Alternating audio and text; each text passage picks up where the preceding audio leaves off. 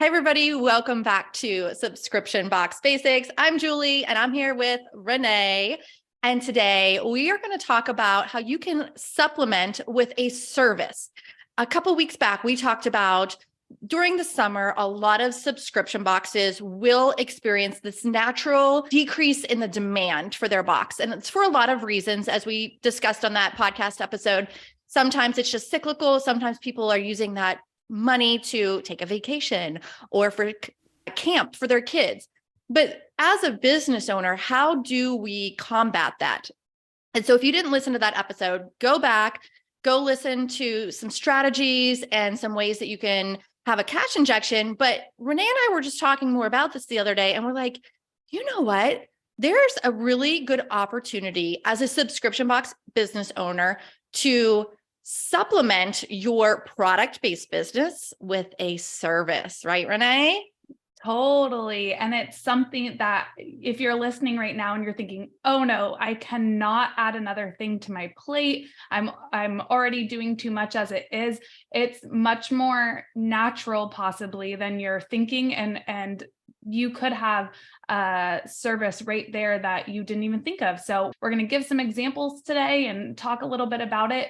And hopefully by the end of this episode, it'll spark some ideas for you and your business. Yes. So if you're watching the video on YouTube, I'm going to actually share my screen. So the first example that we want to share is, shocker, Sparkle, Hustle, Grow. This one is so near and dear to our hearts. This is the subscription box business that I launched in 2016 and then sold in 2022. Now, I absolutely adore the new owners. Carol and her husband, Amar, are now running Sparkle, Hustle, Grow. And I thought one of the things that they did after they took over the business was brilliant. And we'll make sure that we share the link in the show notes, but it's sparklehustlegrow.com/advisory. So what they are doing is offering business coaching and advising. It is absolutely brilliant. Renee, if you're looking at the screen, why don't you share with them some of the things that Carol and Amar are talking about in these Zoom calls, these like coaching calls? Absolutely. As Julie mentioned, we love Sparkle, Hustle, Grow, and I still am on the team, and they keep adding and just making it even more of something that is something that we're really fond of. So here are some of the topics that they can talk to you about. Something simple as clarifying your message. If you are in a rut in your business, they'll help you. They are auditing websites. They're both brilliant in what they do for Sparkle, Hustle, Grow, and they're taking that and they're helping you look at your website. Something like streamlining your tech stack, develop emails and marketing flows, or talk about sourcing or operations. So really behind the scenes business things that they're very gifted in that they can help you. And it works so well with their subscription box because their clientele is female entrepreneurs. That is what Sparkle, Hustle, Grow is for. So if you're a female entrepreneur, a lot of the things I just mentioned are things that are sometimes tough for you, but they're something that is in their wheel of genius and their expertise. So they're able to offer their guidance. Love it. So if you go check that out at sparklehustlegrow.com/advisory, you'll see that the service that they're providing is this advisory call. Like they have a free intro call I did see. So you can do this intro call to see if you're even a good fit for what they do. But having two entrepreneurs advise you, share their mistakes, share systems that they use, I think it's just a brilliant way for the two of them to supplement the subscription box revenue with a service that's totally their zone of genius. So that's the first example that we wanted to share. The second example is one of our box besties, Jenny from Blue Sky Scout, and she runs a preparedness box for women. So think about if you get a flat tire or if there's an earthquake like Renee just experienced, right? Last night, yes, I messaged Jenny and I was like, start targeting the East Bay in California. We just had an earthquake. So yes, yeah, some things like earthquakes and natural disasters, Jenny covers in her box as well. Yeah, she's such a smart woman, but also what a brilliant box idea. It's, from what I understand, is like a 12-month program where you're basically building your emergency preparedness kit over time. So it's not one huge investment where you're buying all the things at once, but you're slowly building your emergency kit. And she provides training and advice on how to prepare and how to use the things. So how does she then offer a service through the subscription box?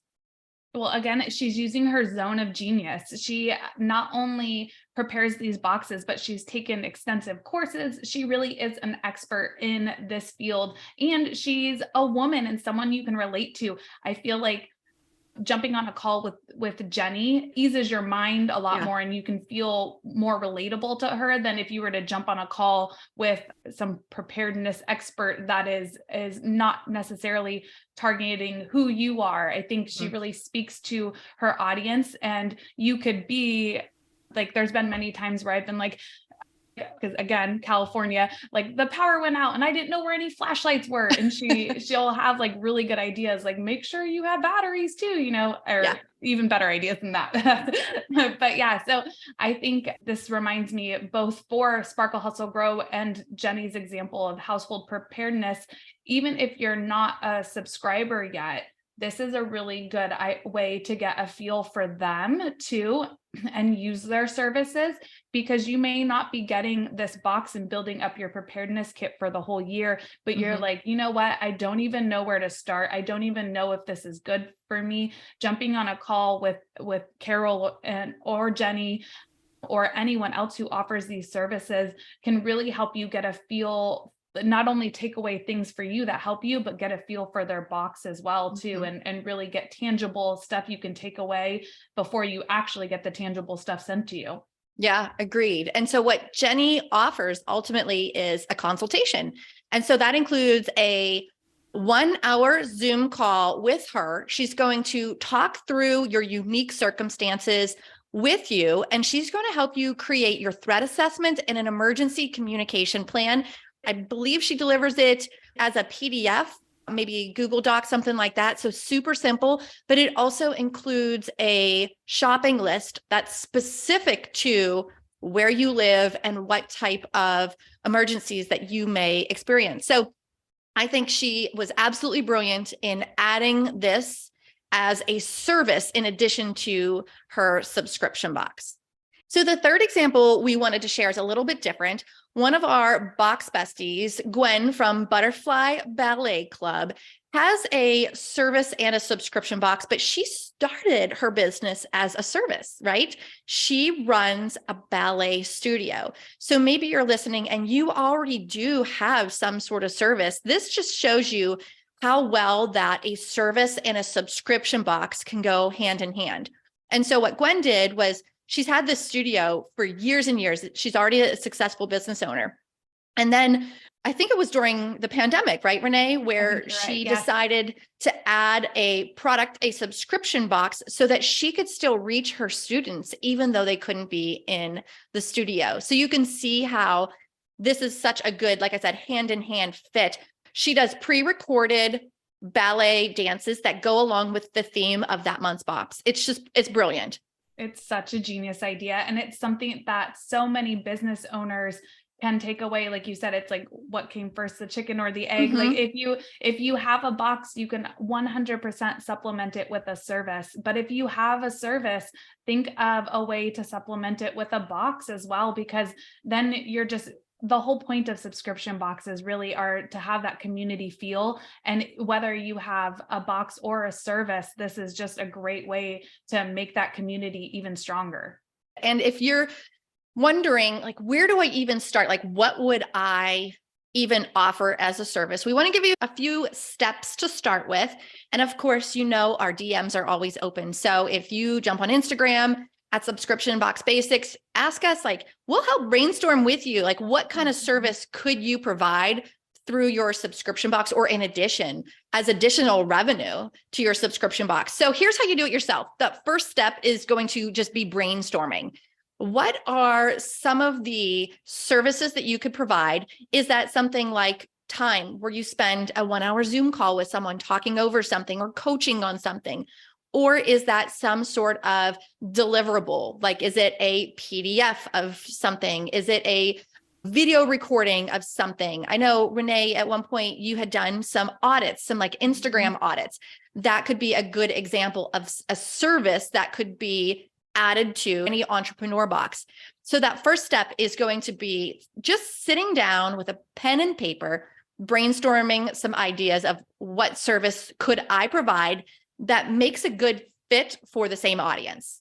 And like Julie mentioned, we're always available to brainstorm with you, but also use your audience. You have, you may or may not have subscribers already if you've launched or not, but you have an audience on social media. You have people that you can ask. Keep them in the process, just like when you're launching your box. Let them be a part of this process and ask them, would you like to see this? If I did this, what would you think? Do you have ideas that I could help offer that you're struggling with? I know one of the ways, using Jenny as an example again, I know a lot of times, I think people were starting to come to her first and asking her, and then that's sort of how she decided to use this as a service. If you get asked questions a lot, I mean, and I know, Julie, this is sort of how Subscription Box Bootcamp came into be. You would get questions a lot, and then it sort of forms its own, it starts getting legs on its own. So if there are those questions that people ask you repetitively,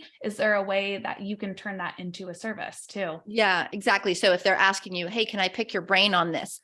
Or if you have a Facebook group for your subscription box, go back through it, back months, and look, what are the questions that people are asking in the Facebook group? And one other way that you could do that is hand pick a few of your loyal subscribers, invite them on a call and ask them some questions. That's a normal thing for a business owner to do. Not only is it market research, it's getting customer feedback. It is showing your customer that you care and you want to provide them with better and more services. So that first step is to just brainstorm some ideas, narrow down one or two, and get some feedback from the audience. The second step is setting up your operations for it. So how are you going to actually sell it? And I want to encourage you to just keep it simple. Guys, this can be as simple as a landing page. You could even, I've seen high-level entrepreneurs do this, where they map out a program on a Google Doc and they share that. They share a view-only version of that and say, hey, if you're interested, here's more details. So if tech scares you, just outline it very simply on a Google Doc and then set up some way to collect that money. So if you want to, like Jenny does, it looks like she put it on her website, almost like a shop item. Whereas Sparkle, Hustle, Grow, Carol and Amar put that intro call where you can book a call directly, using the software that they already have. So don't overthink it. And if you use Stripe or PayPal, you can send direct links to a customer. They have ways of either invoicing, or you can, especially in Stripe, I can't remember what they call it, if it's a payment page or something like that, where you literally just put in a description of what it is, the cost, and it generates a link for you to send to someone. So don't overthink the ops side of it. The more you complicate it, the less you're going to end up taking action on it. So yes, keep it simple. Yes. And step 3 is to promote it. So Renee, what are some of the ways they could promote it, especially, social media, email lists, like so many ways? Yeah, don't forget to take advantage again, and for lack of better words, take advantage, but use your audience that you already have, whether it's letting them know on an email, like Julie mentioned, if you have a Facebook group, putting it out there. Don't be afraid to mention it multiple times or have it in your rotation where you mention it month after month. People do not see everything you post. It feels awkward or salesy sometimes to post things over and over again, but you have to do that. You have to continue to remind people to keep it top of mind, and you have to let them know in case they didn't see it the first time. So definitely, once you have that service, don't just create it and forget about it. You have to continue to let people know about it. Yeah. And if you need to, put it as a reminder in your calendar where once a week you mention it, or once every other week, whatever you're comfortable with. You can also put some quantity limits on it and say, I'm only available to do one of these a week. So who's in for next week? You know what I mean? So if you kind of put that quantity limit on it, you can make it a little more desirable, kind of create that demand. And one other place where you can promote it, which would make it so simple, is to create it as an add-on in your subscribe flow. So say someone is just joining the preparedness box by Blue Sky Scout, and they're like, okay, I'm all in. I'm going to subscribe to this box.